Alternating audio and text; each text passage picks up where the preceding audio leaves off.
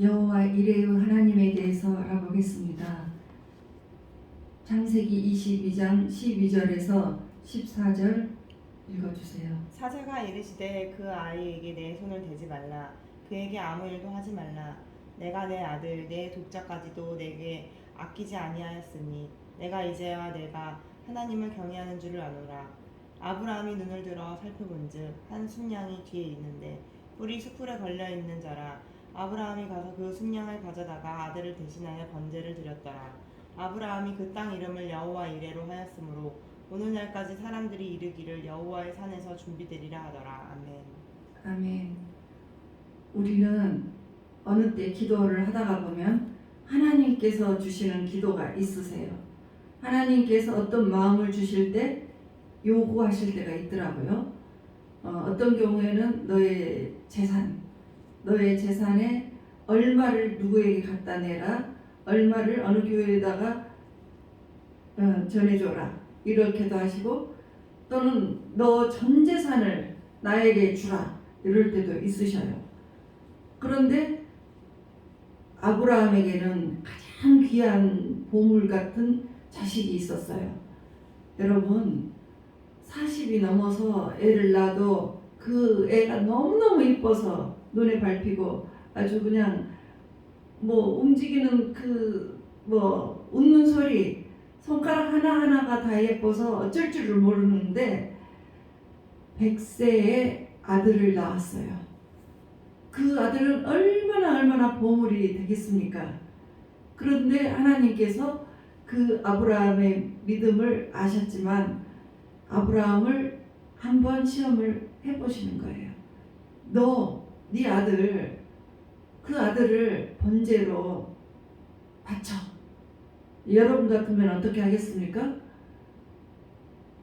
이거는 내가 잘못 들었다 하고 생각하실 수도 있고, 하나님한테 그럴 수가 있습니까 하고 말이 안 된다고 이렇게 할 수도 있을 거예요. 그런데 아브라함은 아무 말 없이 아내에게도 말하지 않고 아들 이삭을 손을 잡고 함께 사흘 밤낮을 걸어서 모리아산에 올라갔습니다.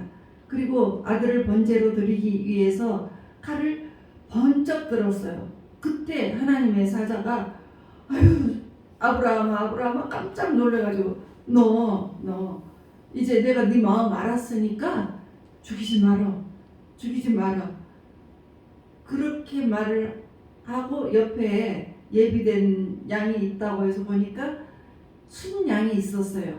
그러니까 하나님은 다 예비를 시켜놓으신 하나님이에요. 그러니까 우리의 마음을 보시는 거지 진짜 그것을 내놓으라고 하실 수도 있지만 그 생명을 진짜 번제물로 드리라고 하진 않았다는 거죠. 그래서 이제 하나님이 그 마음을 보고 너무너무 기뻐가지고 아브라함에게 2가지 약속을 하세요. 근데 이 아브라함은 하나님이 미리서 다 예비를 하셨구나.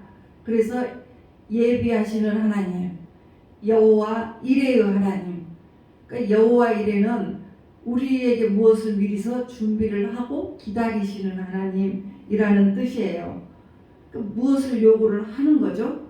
무엇을 요구를 할 때 우리가 그거를 전적으로 주님께 이렇게 순종을 해버리면 주님은 그 예비하신 것으로 하게도 하고 또 축복도 주셔요. 그래서 아브라함에게 2가지 축복을 주시겠다고 하셨습니다. 창세기 22장 17절에 내 씨가 그 대적의 성문을 차지하리라. 그 내 씨가 누구죠? 이삭이죠. 그 이삭이라고도 하지만 아브라함의 자손이 이삭인데 우리도 믿음으로 들어갈 때는 우리도 아브라함의 믿음의 자녀예요. 우리도 똑같아요. 그 씨로 믿음의 자녀인 그 씨에 우리가 해당이 되는 거예요. 그래서 대적의 성문을 차지하리라 했습니다. 지금 대적들이 이 세상은 대적들이 다 다스리고 있어요. 사단이 다스리고 있다는 거죠. 왜냐하면 원래는 아담과 하와에게 그 좋은 에덴 동산 천국을 누리게 살게 했는데 그 사탄의 게임을 받아가지고 타락을 해버렸죠. 그래서 그 결과는 이 세상에 이제 사탄이 다스리는 세상으로 돼버렸습니다. 그래서 좋은 일보다는 나쁜 일들이 너무 많이 일어나는 거예요. 나쁜 일이 일어나고 또 거기에서 나쁜 일. TV 틀면 프로파일러들이 그 잔인한 이야기들을 하는 거 보면 정말 무서워요. 소름 끼쳐요. 그런데 이제 이 가정에서도, 믿음의 가정에서도 우리가 대적의 성문을 차지하지 못하고 이 마귀에 이렇게 딱 들어가 버린 가정에 보면 가정이 생지옥으로 살고 있는 거예요. 여러분들 믿음을 가져도 생지옥에 가정 사는 경우가 많이 허다하게 있습니다. 그러니까 자녀의 마음 문이 닫혀버릴 때는 문을 꽉 닫혀가지고 절대 부모하고 이야기를 안 하려고 해요. 그리고 나오지도 않고 컴퓨터 게임만 막 합니다. 그게 한참 일해야 하는 그 나이에 20대 중요한 20대 그 나이에 하루 이틀이 아니고 1년 2년이 아니고 6년 10년 자기들도 왜 그러는지 모르겠다고 그 이야기를 해요. 그리고 이제 부모들이 그 자녀의 눈치를 보면서 먹을 거 던져주고 집어넣어주면 그들은 그거 먹고 문을 꽉 잠그고 나오지 않아요. 그리고 대화도 하지도 않습니다. 그래서 이 한 지붕에 살면서 이 지옥을 경험하고 사는 거예요. 왜냐하면 마귀가 그의 마음을 꽉 들어가서 또 그런 일터가 있어요. 이 사람들이 악하기 때문에 어떤 한 사람을 공략해서 막 이렇게 공격을 하면 그 한 사람은 완전히 그 피폐해지고 아주 죽음 직전까지 가는 경우를 보았습니다. 직장이 좋다고 해서 그런 일이 없어요? 아니에요. 그거하고 상관이 없더라고요. 그래서 그 한 사람을 막 집단적으로 공격을 하면 그 사람이 결국은 못 견뎌서 집에서 누워버리더라고요. 그러니까 그런 것들이 다 악한 영역이에요. 악한 영역. 그렇게 해서 살면 되겠습니까?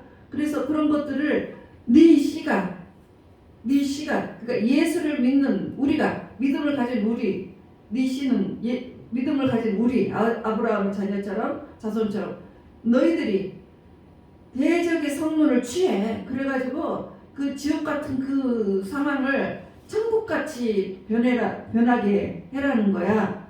이것입니다.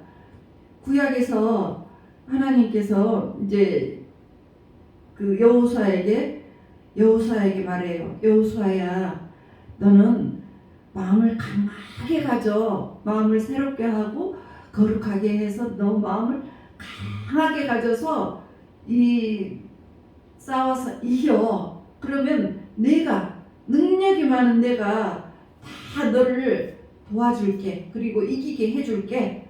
이렇게 했는데 그 대적의 문을 취하기는커녕 대적에게 끌려가는 인생으로 끌려가게 되었습니다. 그래서 그 후손들이 바빌론에서 70년 노예 생활도 하고 알렉산더 대왕에게 노예 생활하고 로마의 식민지 생활을 하는 모습으로 구약이 끝났습니다. 그래서 이제 하나님께서 이 대적의 성문을 취하도록 우리에게 힘을 실어주시려고 이제 뭔가 하나를 준비했어요. 그 모리아산은 골고다 언덕이라고도 합니다. 그래서 그 모리아산에 하나님의 아들 예수 그리스도를 십자가에 못을 박게 해서 이 세상에서 왕노릇하는 저 사단 권세를 완전히 박살을 내버리셨습니다. 골로새서 2장 15절에 보면 통치자들과 권세들을 무력화하여 드러내어 구경거리로 삼으시고 십자가로 그들을 이기셨느니라. 그러니까 예수님이 십자가에서 사단의 권세를 꺾어버리셨어요. 그래서 저와 여러분들이 이 원수 대적의 성문을 우리가 취하는 그 권세가 주어졌습니다. 그런데 마태복음 28장 18절에서 20절 보면 이렇게 이제 말씀하십니다. 예수께서 나와 말씀하여 이르시되 하늘과 땅의 모든 권세를 내게 주셨으니, 예수님께 주셨으니 너희는 가서 모든 민족을 제자로 삼아 아버지와 아들과 성령의 이름으로 세례를 베풀고 내가 너희에게 분부한 모든 것을 가르쳐 지키게 하라. 볼지어다 내가 세상 끝날까지 너희와 항상 함께 있으리라. 그러니까 우리와 함께, 우리가 아주 세상 끝날까지 우리 주님께서 함께 해주신다는 거예요. 어떻게 해요? 이런 권세를 주시고, 누가복음 10장 19절에 보면 뱀과 정갈과 마귀를 뱀과 정갈을 밟으며 원수의 모든 능력을 제어할 수 있는 권능을 주셨습니다. 그래서 우리를 해칠 자가 없다고 하셨어요. 그래서 아브라함이 이삭을 모리아산에서 바쳤던 것처럼 하나님도 예수 그리스도를 모리아산 또는 골고다산에 예수 그리스도를 십자가에서 희생시키심으로 말미암아 저와 여러분이 하나님의 상속자가 되었어요. 하나님의 자녀가 되고 상속자가 되고 또 하나님의 권능 또 권세 능력 이런 것까지 받은 왕 같은 제사장이 되었습니다. 구약에서는 대적에게 끌려다녔는데 예수님 이후로는 예수님이 사망 권세를 물리치고 이기셨습니다. 그래서 우리도 그때부터 마귀를 대적해 나갈 수가 있었어요. 그래서 이제 예수를 믿는 그리스도인들이 작게는 자기 믿지 않는 자기 가정들을 변화시키고 또 가정 내에 그렇게 불화와 불협화음 서로 말하지 않고 있는 그런 모든 것들을 예수님 이름으로 다 이겨서 천국으로 만들고 더 나아가서는 이제 도시를 변화시키고 나라의 정책을 바꾸는 데까지 같이 함께 나가는 거예요. 지금 올해 얼마 전에 미국에서 낙태 금지법이 통과가 됐습니다. 이거는 정말 하나님께서 기뻐하실 만한 법이에요. 하나님은 어린 생명 낙태하는 것을 정말 좋아하지 않으십니다. 슬퍼하십니다. 그래서 이 낙태 금지라는 것은 우리가 생명을 귀중하게 여기고 모든 그 주님의 그 모든 뜻에 아주 잘 맞는 법인 것 같습니다. 그리고 우간다에서는 또 예수를 믿기 전에 자꾸 서로 이 사람이 나와서 대통령이 되고 저 사람이 나와서 대통령이 되고 어떤 사람이 나와서 대통령이 돼도 나라가 좋아지지 않았다고 했어요. 그래서 믿는 사람들이 그 나라에서 그 목사님들이 참고해서 기도를 한 결과 그 나라가 바뀌어 버렸습니다. 그 마귀의 나라였어요. 그 나라가 그 나라에 어마어마한 마귀의 그 나라였는데 그리고 에이즈가 창궐해서 2자리 숫자까지 있어서 이제 우간다라는 그 나라가 존폐 위기까지 갔었습니다. 다 에이즈로 막 아무리 약을 갖다 주고 미국에서 갖다 주고 그래도 다 죽어갔어요. 그런데 믿는 영부인으로 인해서 영부인이 믿어서 대통령에게 그 믿음으로 가자고 권했습니다. 그래서 모든 원조를 끊어버렸어요. 에이즈 약 이런 거 끊어버리고 딱 거절을 하고 믿음으로 가겠다. 그래서 그 기도로서 이 목사님들이 기도한 그곳까지 우간다의 영부인이랑 대통령이 같이 찾아와가지고 이제 우리는 이렇게 하겠다 하고 발표를 했습니다. 한 사람의 믿음의 영부인을 통해서 나라의 정책이 바꿔지는 거예요. 얼마나 대통령과 영부인이 큰 역할을 했습니까? 그래서 두 자리의 숫자가 한 자리로 바뀌어졌다고 했습니다. 예. 그리고 그 죽어가는 사람들이 이제 많이 치유가 된 거죠. 지금 현재 동성애로 인해서 그 두창이 많이 그 전염이 되고 있죠. 그러니까 이런 것들도 얼마나 이 차별금지법이 이 우리의 인생에 좋지 않은지 우리가 그것을 알아야 하는 거예요. 캘리포니아에서는 차별금지법 때문에 그 자기가 여자로 이제 전환을 한 사람이 성범죄자였고 전과자였어요. 그 사람이 찜질방에 들어갔습니다. 그리고 영국에서는 그 사람이 젠더 플루이드라고 합니다. 그러니까 유동적 젠더예요. 성전환은 하지 않았지만 나는 수술 계획이 없어. 성전환 수술 계획이 없는데 나는 내가 여성이야. 이렇게 해가지고 여자 화장실을 들어가겠다고 하니까 그 회사에서 안 돼. 그래서 못 들어오게 했습니다. 그러니까 이 사람이 회사를 그만두고 세상에 소송을 했는데 3억을 받아갔어요. 그 사람이 이겼어요. 이렇게 된다고요.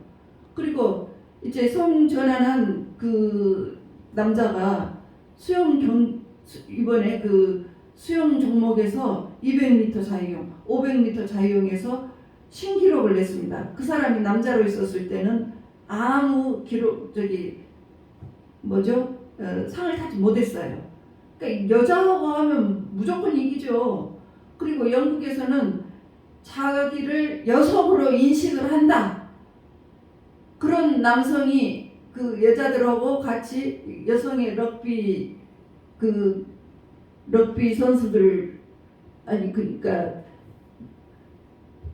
럭비 경기에 같이 참여를 했어요. 그래가지고 여자들이 그 공 하나 맞아봐요. 아주 다 깨지고 얼마나 아픈지 몰라요. 남자들 그냥 던지는 거 스쳐만 가도 아주 무지하게 아파요. 그러니까 선수들이 아주 부상이 속출을 했대요.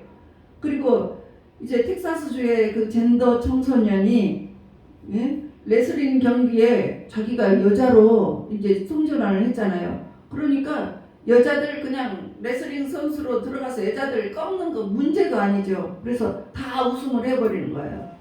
이렇게 이 정책 하나로 인해서 오히려 이 역차별을 많이 받는 거예요. 그래서 이제 우리가 대적의 성문을 취하라 하는 것은 이 사단 마귀들 이렇게 좋지 않은 그런 것들에게 대항을 해서 반드시 좋은 정책으로 바꿔라 이런 말씀인 거예요. 그래서 이 원래 하나님이 주시는 그 창조의 질서대로 천국을 누리면서 살게 하라 이 뜻이에요. 그리고 두 번째 창세기 22장 18절에 보면 내 씨로 말미암아 천하 만민이 복을 받으리니 그러니까 내 씨는 우리 그 아브라함의 후손처럼 아니면 믿음의 자손인 우리도 다 해당이 돼요. 그래서 그것이 되려면은 이제 성령이 임해야 됩니다. 그러니까 사도행전 1장 8절에서 보면 오직 성령이 너희에게 임하면 그러니까 권능을 받는다고 했어요. 그러니까 예수를 믿으면 우리에게 성령이 임하십니다. 성령이 임하면 성령의 권능도 함께 받게 됩니다. 그러면 성령의 권능을 받잖아요. 그러면은 기도도 잘 나오고 또 예수 믿기 전에 이 설교 말씀 들으면 맨날 조는 사람들 예수님 막 믿을 때는 교회 와서 졸다가 끝나면 눈이 번쩍 뜨는 사람들, 이런 사람들 성령의 권능을 받아버리면 설교 말씀을 알아듣고 참 재미가 있어집니다. 그래서 이 권능을 받으면은요, 그 사업하는 사람에게는 사업을 잘 할 수 있는 능력을 받게 되고, 또 의사들도 이런 권능을 받으면 주님께서 함께 하셔서 굉장히 그 하는 분야에서 뛰어나게 하십니다. 예술가에게는 하나님의 아름다운 그 예술을 탁월하게 할 수 있게 해주십니다. 그러니까 레오나르도 다빈치 뭐 천국에 대해서 이렇게 조각도 하고 그림을 그렸는데, 그런 분들에게는 하나님의 탁월하심을 부어주신 거예요. 또 학자에게는 하나님께서 그 학자에게 본능을 주셔서 학문을 아주 뛰어나게 잘해서 인류를 더 발전시키라. 또 이런 것들을 잘 해가지고 이 사탄이 망가뜨려 놓은 이 세상, 이 세상들을 하나님의 나라로 회복을 해버려. 이렇게 하시기 위해서 믿는 자들에게 권능을 주시는 거예요. 또 사업가에게는 돈을 잘 버는 능을 주세요. 그래서 이 너희들 잘 버는 것으로 해서 하나님 나라를 위해서 너희들이 마음껏 써. 그렇게 하기 위해서 하나님께서 한 사람 한 사람에게 주시는 거예요. 이제 그런데 여러분, 어떤 사람들, 이런 사람들이 있어요. 내가 대적의 문을 취해야 되는데 우리 집 자체가 대적의 소굴이에요. 맨날 싸움판, 천하 만민에게 복을 주기는커녕 우리 집안은 가난해서 아직 해방이 되지 못했어요. 왜 그래요? 여호와의 산에서 준비되리라. 그러니까 여러분, 모리아산에서 이삭을 바친 그 모리아산 그 이후에 그 자리가 솔로몬 성전이 세워집니다. 그리고 이제 솔로몬의 성전이 세워지는데 그 솔로몬의 성전은 바로 교회죠. 교회는 여러분을 하나님께서 준비시키는 것이에요. 그래서 이 교회를 세우시는 것은 우리가 대적의 성문을 취하고 천하 만민에게 복을 나눠주는, 우리가 복된 사람이 되도록 준비시키는 것입니다. 그래서 이제 우리가 예수님을 믿자마자 대적의 성문을, 원수를 쫓아내고 그리고 천하 만민이 복을 받는 것은 아닙니다. 왜냐하면 에베소서 3장 16절 보면 그 성령으로 말미암아 속사람이 능력으로 강건하게 되어야 합니다. 우리의 속사람이 아주 능력이 강하게 있어야 됩니다. 그래서 이 교회에서 그 능력이 자라게, 이렇게 우리가 학교처럼 교회에서 능력을 잘 자라게 해야 되는데 어떻게 해야 됩니까? 하나님의 전신갑주를 입게 해줘야 됩니다. 에베소서 6장 10절에 보면 믿음의 방패, 구원의 투구, 또 성령의 검, 이런 것들, 하나님의 말씀, 이런 것들로 교회에서 준비를 시켜줘야 돼요. 그렇지 않고 사단 앞에 나가서 이 사단 너 나가, 예수님 이름으로 너 나가 하다가는 엄청나게 두들겨 맞습니다. 오히려 아주 두들겨 맞아요. 그러니까 제사장 스게와의 아들 7아들이 있었습니다. 근데 그 7아들이 바울을 보니까 바울이 능력이 너무나 뛰어나가지고 아픈 사람들, 귀신 들린 사람들이 아주 수없이 많이 바울 앞에 와서 막 치료받는 것을 봤어요. 어떤 경우에는 저기 멀리 있는 사람에게는 수건만 던졌어도 귀신이 떠나가고 막 병이 다 치료가 되는 거예요. 그래서 자기들도 와, 우리도 바울의 이름으로 귀신 쫓아내자 하고 그것을 어떤 이제 흉내를 냈습니다. 바울의 이름으로 이 왼수들은 나가라! 그러니까 그 안에 있는 귀신이, 그 사람 안에 있던 귀신이 나갈 때는 아무 소리 없이 나가거나 뭐 소리 지르면 나가는데 쳐다보니까 이 속사람이 아무것도 아니야. 아주 희마리도 없고 애기처럼 한 방 쳐버리면 저것들은 아무것도 아닌 거를 알고 이렇게 됩니다. 내가 바울도 알고 예수도 알거든. 너는 누구냐? 하고 그 아들들에게 귀신들이 올라타버려요.